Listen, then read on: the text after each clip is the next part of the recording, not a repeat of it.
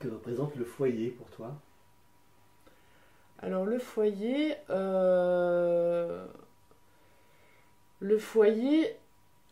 à l'heure d'aujourd'hui, parce que ou à l'heure d'avant, parce que nous on avait un foyer où il y avait le papa, la maman, les sœurs, tout le monde ensemble. Et aujourd'hui, moi j'ai un foyer où j'ai plus que la maman et l'enfant. Et, et du coup, maintenant que j'ai fait le deuil du foyer que j'ai pas réussi à reproduire, euh, je- j'ai revu ma copie sur la question du foyer et en fait, je pars du principe que peu importe où c'est, ce qui est important, c'est qu'on y est bien avec les gens qui restent.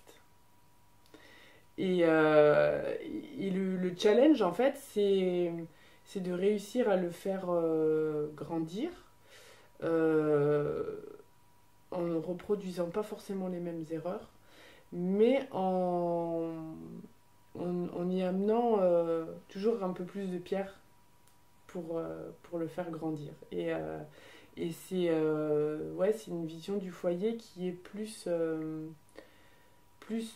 pas l'unité, on va dire, à chaque être.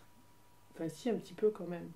Mais, euh, mais ouais, c'est quelque chose qui doit être rassurant, c'est quelque chose qui doit être protecteur, mais c'est aussi quelque, un endroit où on doit y vivre et où on doit y faire aussi ses expériences.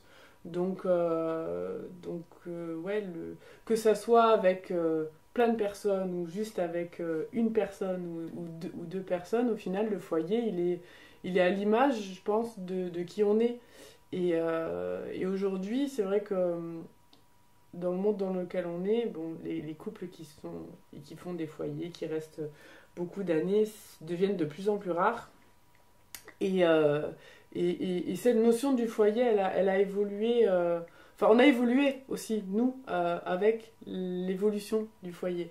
Et c'est pour ça que aujourd'hui, on essaye plus de, de lui donner un côté, certes, rassurant, protecteur, etc., mais sans forcément rester accroché à l'idée d'y avoir papa, maman, les enfants, etc. Le foyer, il peut exploser comme il peut se reformer à une vitesse phénoménale. Euh, le premier foyer que moi que j'ai connu, c'est le foyer avec mes parents. Après, ça a été le foyer avec le père de mon fils, qui a été un foyer recomposé et où chacun venait d'univers différents et on a dû apprendre à s'apprivoiser, à vivre ensemble et c'était déjà une autre vision du foyer que j'avais avant. Et là maintenant j'ai le foyer, bah, juste mon fils et moi. Donc c'est encore une autre façon de voir le foyer, mais il faut qu'à chaque fois il y ait pour moi la base de la protection, de la sécurité, de l'amour, parce que foyer c'est amour.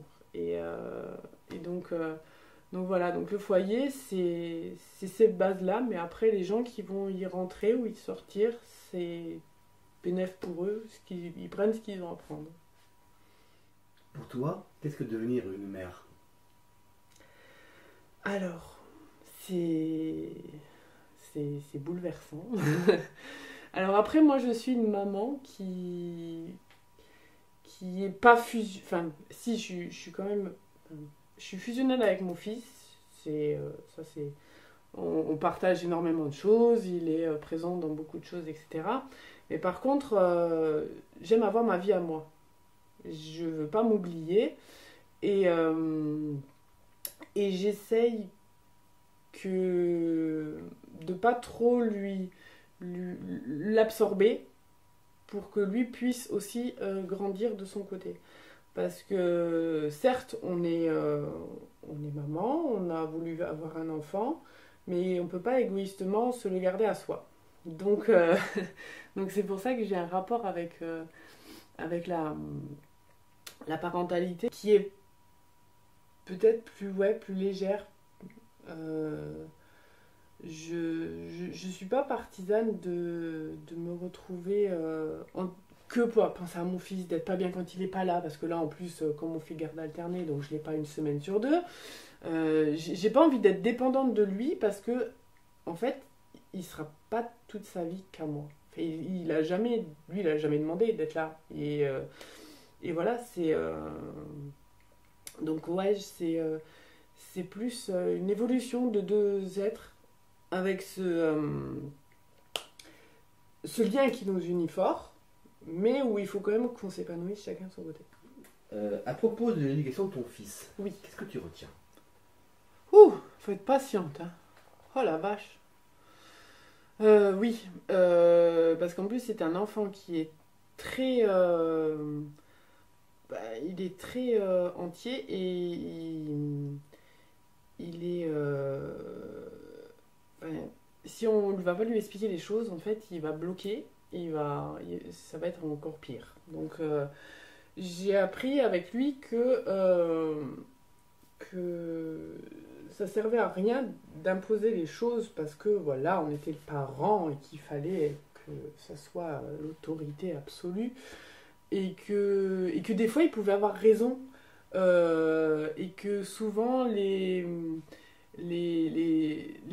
colères qu'il pouvait avoir, les choses comme ça, c'était dû à d'autres facteurs que nous, on ne connaissait pas. Donc moi j'ai appris avec lui, alors souvent, j'ai droit à des critiques, hein, tu es trop cool, tu es trop...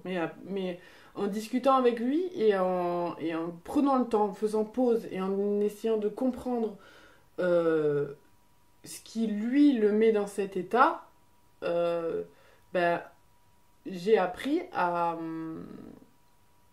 relativiser sur certaines choses et que les explications...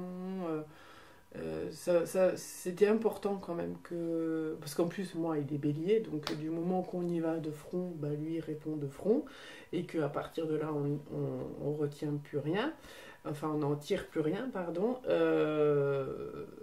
mais oui ça m'a appris à écouter peut-être. Et qu'est-ce que tu souhaiterais qu'il retienne de toi, ton fils? L'empathie. C'est quelque chose qu'il a... Alors, c'est quelqu'un de très altruiste, mais des fois, il n'a pas la notion d'empathie qui est positionnée au bon endroit. Et en fait, des fois, ça lui pose problème parce qu'il ne perçoit pas les choses de façon juste. Alors après, la justesse, c'est aussi coller aux principes moraux de la société, mais ouais, j'aimerais qu'ils retiennent l'empathie pour plus tard justement arriver à nuancer les choses et à s'adapter peut-être plus facilement aux situations et ça peut, je pense, l'aider pour plus tard. Qu'est-ce qui donne un sens à ta vie? Alors, il y a beaucoup de mères qui diraient leur fils. Mais moi, alors, je l'aime beaucoup, mais énormément. Mais j'ai pas envie de baser ma vie sur lui. Donc, il fait partie des outils que j'ai pour donner un sens à ma vie. Mais je veux pas que ça soit l'outil principal. Parce que c'est quand même un être qui doit être à part entière. Je l'ai voulu, enfin on l'a voulu avec son papa, il n'y a pas voilà, il n'a pas demandé à être là, il demande qu'à une chose, lui c'est exister par lui-même. Donc si je viens à trop miser mon existence sur lui et son existence à lui, c'est pas ça le but. Le but c'est mon existence, donc il faut que j'y arrive par moi-même. Donc il fait partie de mes outils, mais il y en a plein d'autres. Ça va être ça va être le professionnel, l'amour, ça va être plein de choses, mais bon, il est quand même un gros outil parce qu'il prend beaucoup de place, mais j'ai pas envie que ça soit lui qui donne un sens à mon existence. c'est peut-être la réponse que beaucoup de mères vont donner, parce que ça s'entend, hein, mais moi j'ai envie de le préserver de ça, parce que j'ai pas envie de lui transmettre aussi des mauvaises vibrations qui auraient pu être mes attentes à travers lui. Voilà, je veux vraiment que lui fasse ses choix, que lui vive ses expériences. Et je serai là pour le guider toujours, je serai là pour le conseiller, etc. Mais j'ai pas envie de baser mon existence sur mon enfant. Il a quel âge? Il a 6 ans et demi.